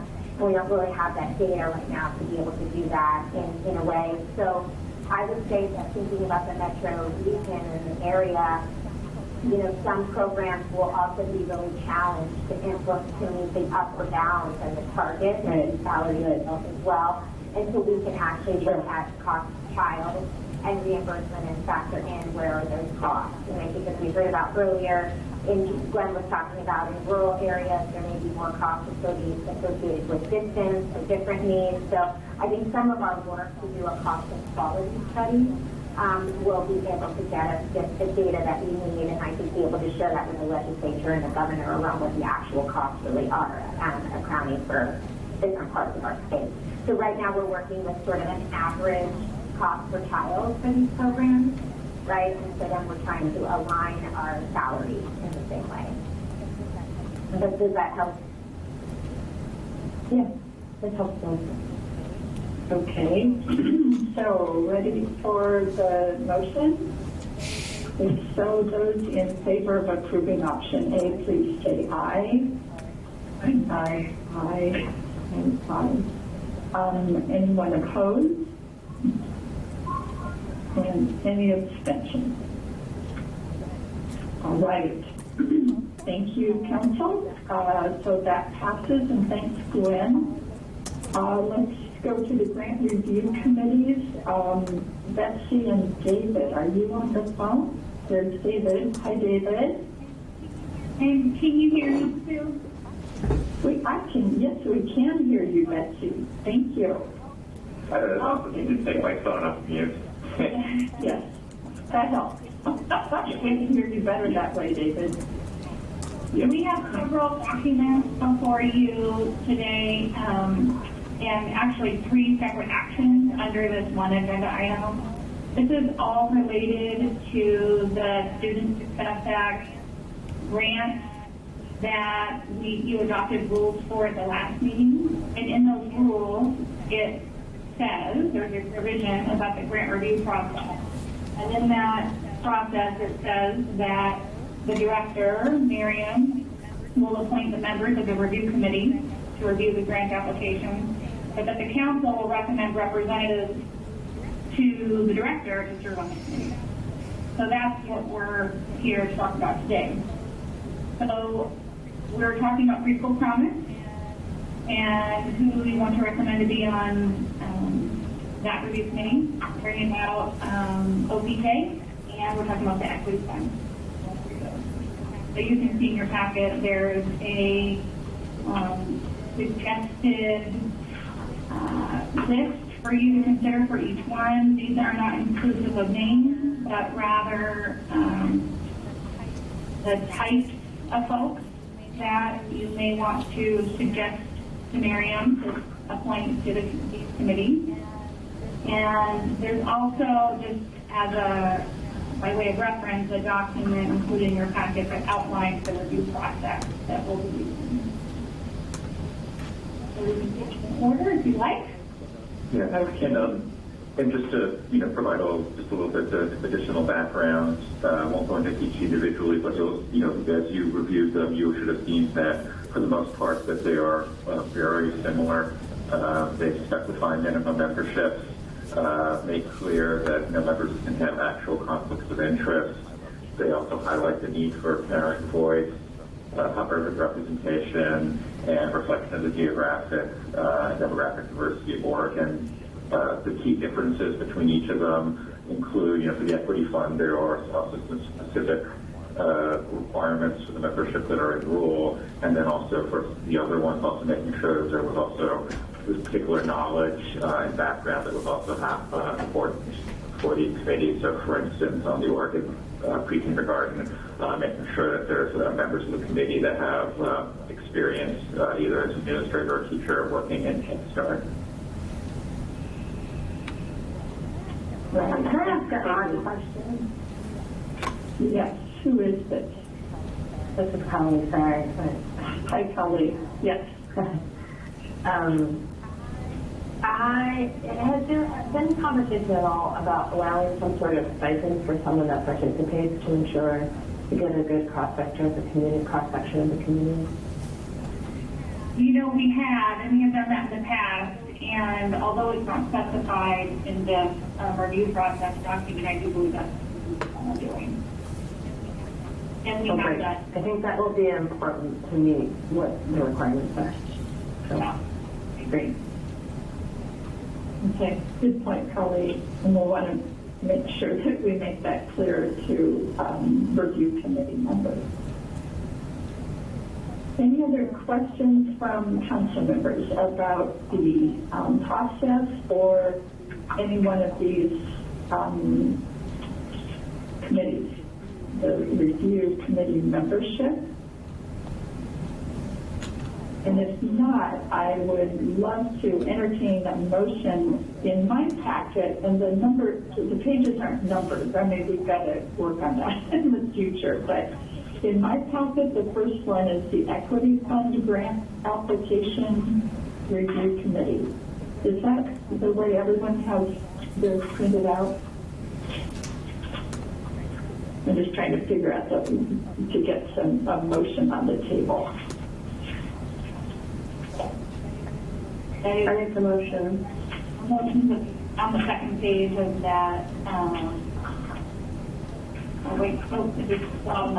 It's the bottom of the first page on the council action request form. So, Kali, was that you? Yeah. Okay, motion. So, are you on the review? Okay, for the Early Childhood Equity Fund Grant? Equity Fund Grant, yeah. Okay. Okay, the motion that, yeah. Great. Perfect, thank you. So that's the motion that's on the bottom of that council action request form. So adopt the membership criteria for the Equity Fund Grant Application Review Committee as proposed in this packet. Is there a second for Kali's motion? I'll second. Okay, thank you, Katie. Any discussion about these committee membership requirements? Many of them are in the rule that we adopted at our last meeting. Okay, hearing none, those in favor of adopting that motion, please say aye. Aye. Aye. Any opposed? Any abstentions? Okay, motion carries. Thank you. The next one in my packet is the Oregon Pre-K Grant Application Review Committee. I would love to entertain a motion to adopt that proposal.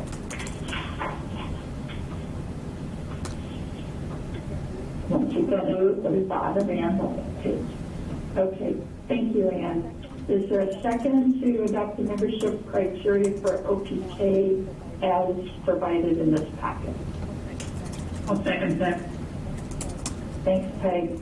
Any discussion? Those in favor, please say aye. Aye. Aye. Any opposed? Any abstention? Okay. And then the final one is for preschool promise. And once again, the motion is to adopt the membership criteria for preschool promise grant application review committee as specified in the attachment to the council packet. So moved by Anne. Anne, thank you, Anne. Is there a second for that?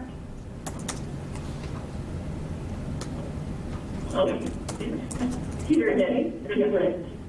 Thank you, Peter. Any discussion? If not, those in favor, please say aye. Aye. Opposed? Abstention? Motion carries. So please, council, just remember what Miriam is asking each of us for are the names of any people whom we think would be qualified and really helpful additions to any one of these review committees. Because ultimately, Miriam will be appointed. They can participate. So I'm counting on you. I'm sorry, Peter, go ahead. Can they participate virtually? They don't have to be in Salem for every meeting, or? Yes, I think we can certainly take that under consideration. There's a lot of work and review that can happen at home, and certainly I think we can make virtual participation if that's preferred an option. Absolutely. But I definitely am counting on all of you to give me some great recommendations, especially. Okay, thanks, council. So last agenda item is to review and then hopefully adopt a charter for our Early Care and Education Committee. And Sarah, are you taking the lead on this? I am. I'm already using the new background I created that looks like the Raise Up Oregon cover. We all keep ourselves entertained as we are sheltering in our homes. Anyway, hi, good afternoon. Thanks for having me. I believe this is the last item in your council packet. So on my version, it's 28 through 30, the last 3 pages of the packet.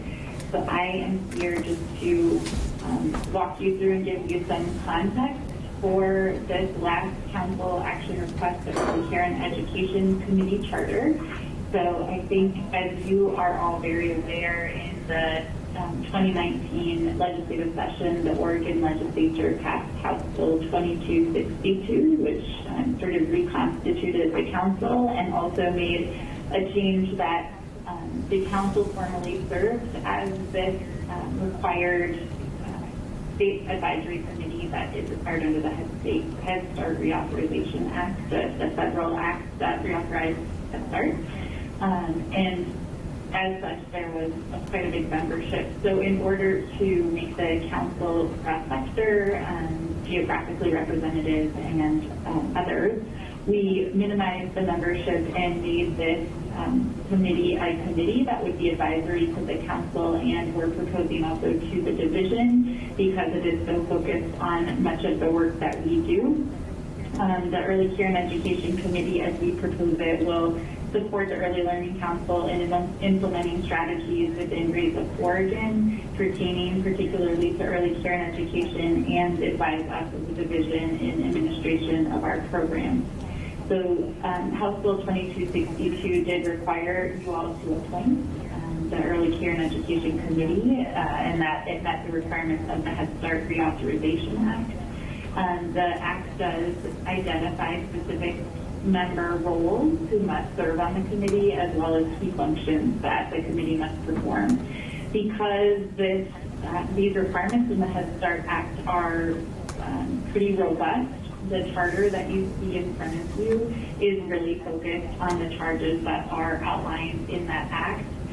You'll see we have proposed, because those are so robust and times 40, there are these 7 kind of sub-tasks really that we just took directly from the act so you could know what was required of this committee. So that includes things like a periodic statewide needs assessment, collaboration across sectors related to early care and education, focusing on the workforce, looking at higher education and other sort of things. And all things that I think align very well with Raise Up Oregon. What we're proposing is that once this committee comes together, they develop a work plan. This is why we would like to charter this committee now, so they can get going on the work plan that is reviewed by you all on the council to align with what your priorities are for this year in Raise Up Oregon, and align with what the division is doing related to early care and education, and create a work plan for the remainder of the biennium that further focuses this committee on what you want them to be primarily focused on within their charge. I won't read through the rest, but you'll see in committee composition, there's about 12 members that are required under the Act. And we would, of course, take your recommendations as we appoint this committee where there is room to, and we would look for geographic diversity and diversity across sectors. Lastly, just the committee structure, we're proposing in every other month structure that there would be a virtual option to support participation across the state, and that this committee would be staffed by both the Early Learning Council administrator and members of the program team, which are members of Gwen Baxtel's team here. So I will stop there and see if there are any questions. So one question that I've heard is clarifying who appoints these committee members. And historically, the council has appointed members to its advisory committees. So I've been assuming that will continue. Yes, we're there, and I would ask Manny or David to jump in. I believe our plan is to come back with a slate of members for approval based on these committee, on the committee composition and sort of pre-recommendations from council members. There are, there's really one person in here that you have no choice, but luckily that person, the State Head Start Collaboration Director, is Glenn, so it's a pretty good thing to have to agree to, but that is sort of our plan. By getting this, we can get some potential commitments from folks and bring those back for official approval. And are you hoping to have this up and running by April? I mean, approval at our April meeting, or with everything else going on, are we looking at July? Well, that was the Or October? Yes, that was our plan. It was our plan, but obviously, we're operating in a different reality from a week ago, or a couple weeks ago. But I do think that, because as Sarah stressed, this is a required committee by our by legislation, state legislation, as well as it to be in compliance with the Federal Head Start Act. We wanted to take this action today to allow us to be able to do some of those engage with you on the recruitment and take some of those initial steps to try to form a committee. Okay, will do. Okay, questions from council members about the draft charter that we have in front of us? I'm sorry, when you're done with this, I just need to pop in for a quick second.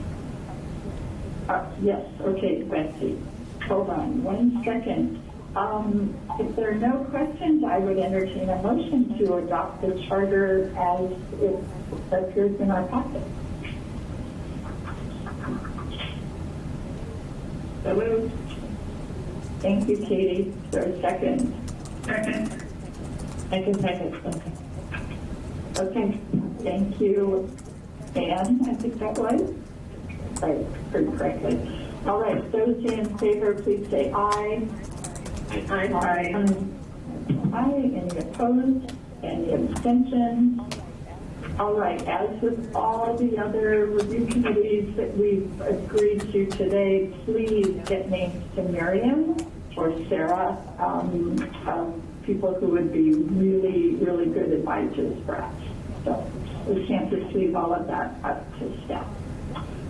Betsy, welcome back. Hi. Hi. So I believe you're at the end of your agenda, is that right? That's correct. Okay. Things are moving fast around here, so I think if I may beg for your indulgence and ask that we have a 5-minute recess and we do not adjourn. And Sue, Miriam, and I need to get you on the phone for a quick second. Okay, great. So people can just take a quick break, reconvene in a minute. Okay. What time do you want to go back? Just in 5. Okay. All right. Do people want to just stay on the line? And yeah, there has we'll keep the line. That's fine. We'll keep going. Yeah. Okay. So I will just get off my phone. Okay. You're going to call me, Betsy? Yeah, I'll call you in just a second. Okay. My thing.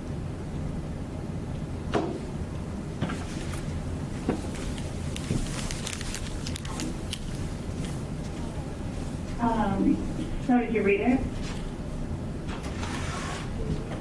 Sue, we can hear you, just so you know. We can hear what's happening on your end. Yes, Cynthia. Remy, maybe you could mute everyone for just 5 minutes? Yeah.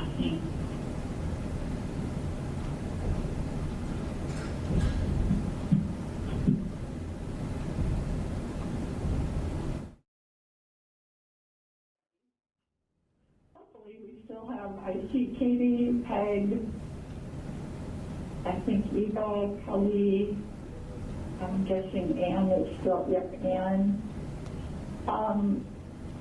Hi, thanks Eva, Peter.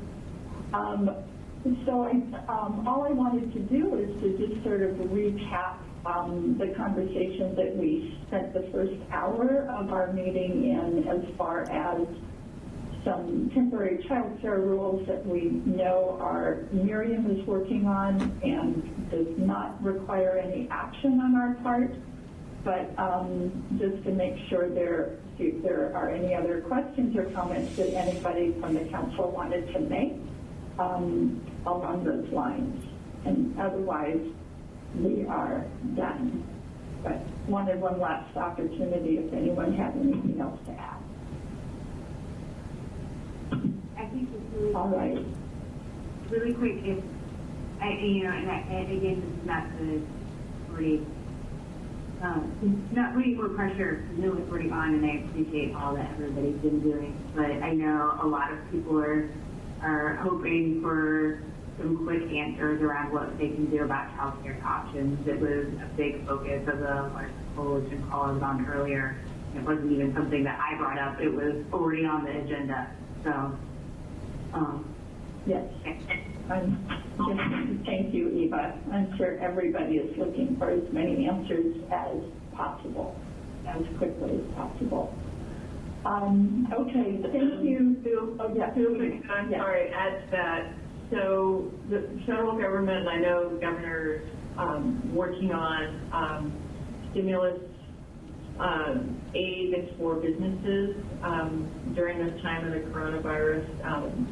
And I would just admit that child care providers are pretty dang vulnerable. If they're having to close down because of coronavirus, I would not only are we thinking about the folks that aren't able to receive their services, but that organization itself, that company itself, that in-home provider or center is very vulnerable because of their small margins. And if there are any packages of relief funds that come out of the governor's office or the federal government that top through, that we make sure that our voices are heard, that these folks need to be included in on that. This is Ann, and I'm just on some kind of listserv about how the Oregon Office of Emergency Management is trying to collect information about small businesses to be able to give the Small Business Administration Economic Injury Disaster Loan Program. So we're supposed to be making sure that everybody puts their information forward on that, right? Yes. Yeah, that sure sounds like it. I think to the extent all of us, each of us can be kind of the eyes and the ears for Miriam and the division, and therefore through to Alyssa, on what's going on in our own regions and our own networks. I think any information we can provide will be really appreciated and very helpful because it changes almost from hour to hour. So please send Miriam any information that you have as it develops. Okay. Council members, thank you for being on this call. Thank you for all the work you're doing in your own communities. And Miriam and your staff, thank you for your amazing commitment and dedication. We're here for you all. Yeah. Here for you. Yeah. Thank you, everybody. Thank you. All right. The meeting is adjourned. Thanks, everybody. Best of luck. Stay healthy. Stay healthy.